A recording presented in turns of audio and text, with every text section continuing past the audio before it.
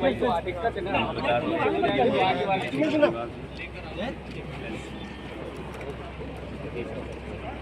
गुप्ता जी है अपने व्यापार कोष के जिले के संयोजक। सोलर एनर्जी आज एक ऐसा विषय है जिसमें पूरी दुनिया अपना भविष्य देख रही है और भारत के लिए तो सूर्यदेव सदियों से उपासना ही नहीं जीवन पद्धति के भी केंद्र में रह रहे हैं।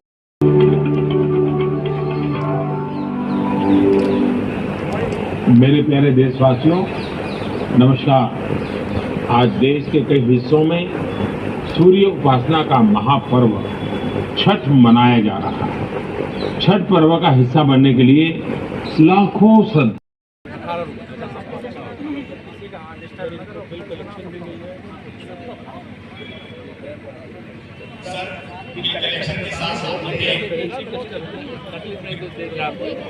ये साड़ी समाज के द्वारा उपलब्ध है। वही ड्रेस दो साड़ियां कई बार कहलवाया है। जरा एक तो ये देखो, ये शिलापट्ट बहुत जरूरत है। अनाप शनाप कीमत पर सारे विभाग जो है खरीदते हैं, पेमेंट करते हैं। समूह का करोड़ों का टर्नओवर हो सकता है जिले में। जो ब्लैक वाला मार्बल लगता है ना, सड़क वगैरह, वो इनका निर्माण शुरू करवाओ।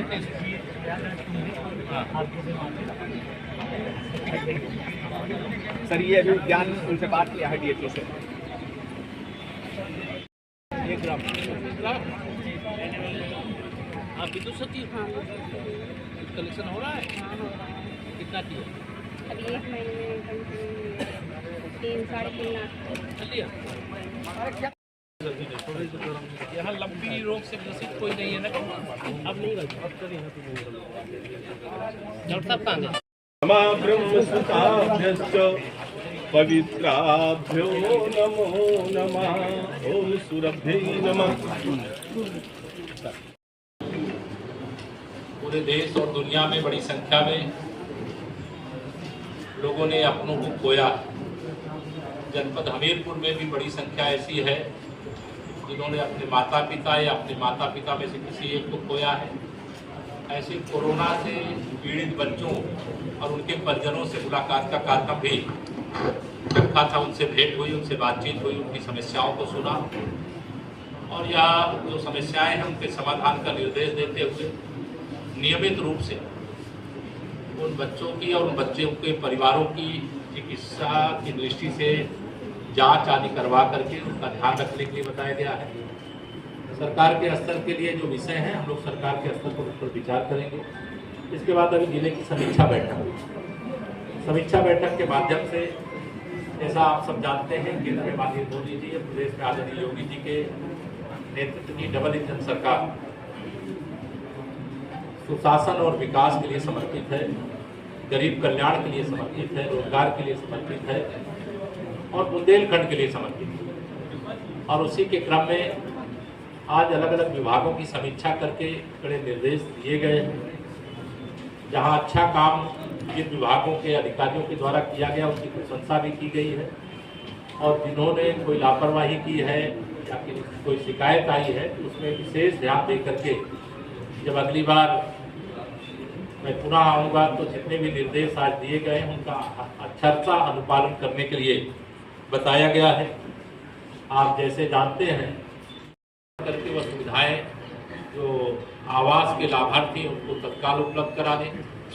भ्रष्टाचार मुक्त भारत, भ्रष्टाचार मुक्त उत्तर प्रदेश, भ्रष्टाचार मुक्त हमीरपुर बनाने के लिए संकल्पबद्ध होकर के, एकजुट होकर के काम करने।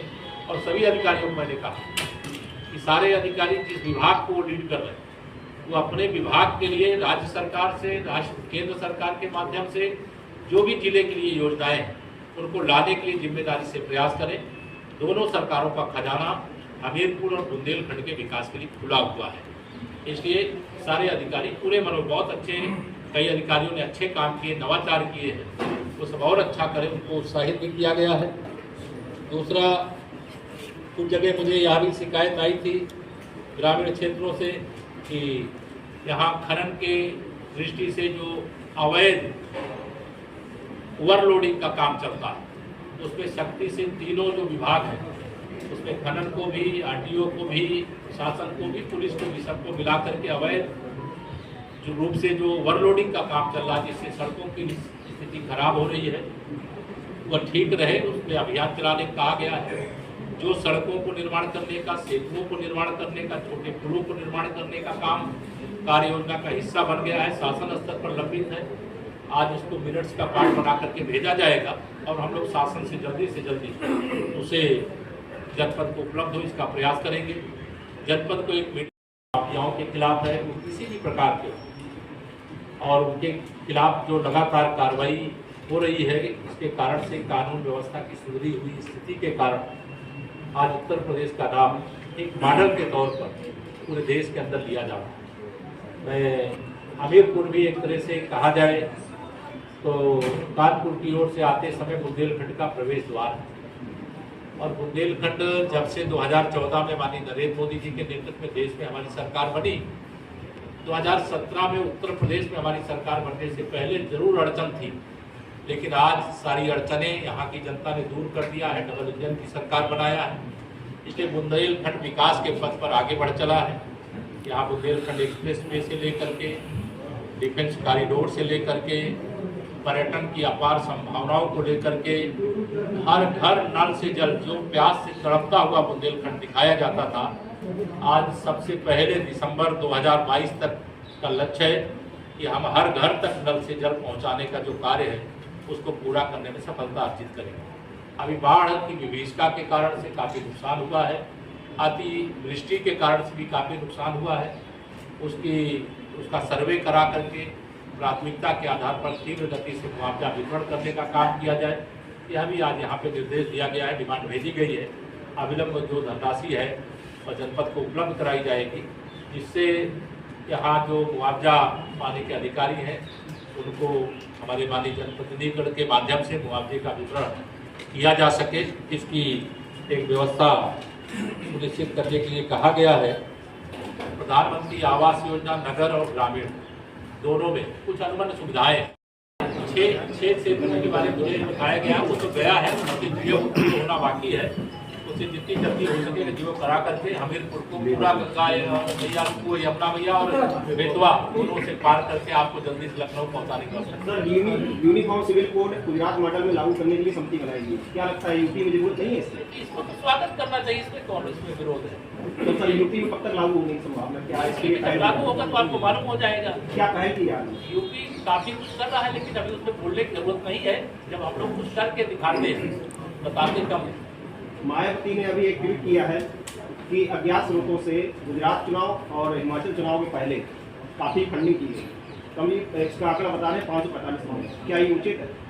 देखिए क्या फंडिंग की गई, अगर बेंच के पास कोई सबूत होगा तो वो चुनाव आयोग को देंगे, या चुनाव आयोग को देंगे तो चुनाव आयोग पकड़ेगा, चुनाव प्रक्रिया का हिस्सा है। अब उस पर मैं बहन जी के ट्वीट पर कुछ बोल रहा हूँ, मैं गुजरात वाला हिमाचल का मेरे पास फीडबैक नहीं है, लेकिन हम लोग भ्रष्टाचार मुक्त चुनाव भी चाहते हैं। हम तो एक देश एक चुनाव चाहते हैं, ग्राम पंचायत, नगर पंचायत, विधानसभा, लोकसभा। माननीय प्रधानमंत्री जी कहे कि हम एक देश एक चुनाव चाहते हैं, बार बार चुनाव नहीं चाहते, लेकिन यहाँ दुर्भाग्य है कि अभी सारे देश के सभी राज्यों